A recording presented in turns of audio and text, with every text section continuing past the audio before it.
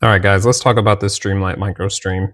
I briefly showed this off in a video the other day, and this is my newest light in the collection. I really like this light. I like the style, I like the size, but I have two complaints with this light that really kind of turned me off.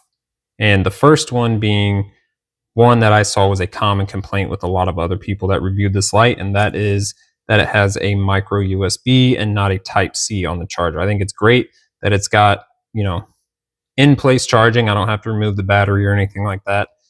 Uh, it's just a minor inconvenience because everything else that I own is a Type C charger, like I'm sure most of you have. So, phones, other lights, lots of gear, right, is all Type C chargers. So, hopefully that is a upgrade in the future that Streamlight will do to this one because this is such a popular light.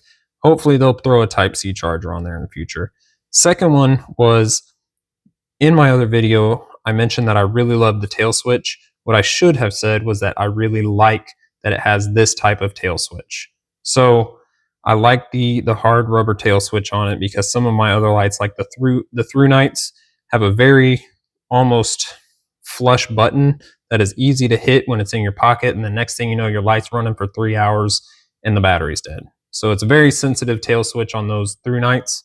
Not the end of the world, but not great either.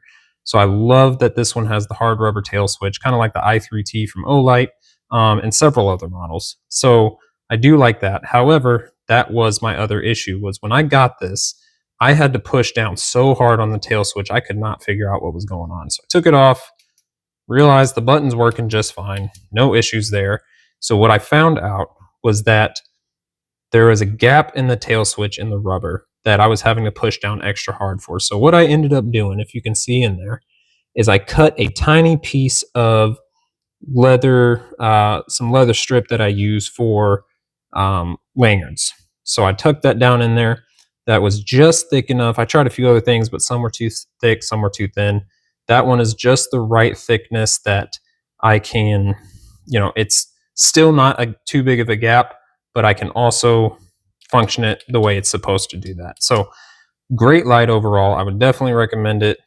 This one's definitely going to stay in my pocket for a little bit to get some more time with it.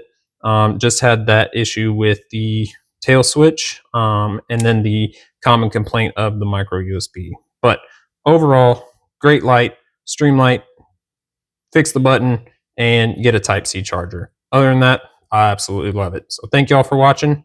I'll see you in the next one.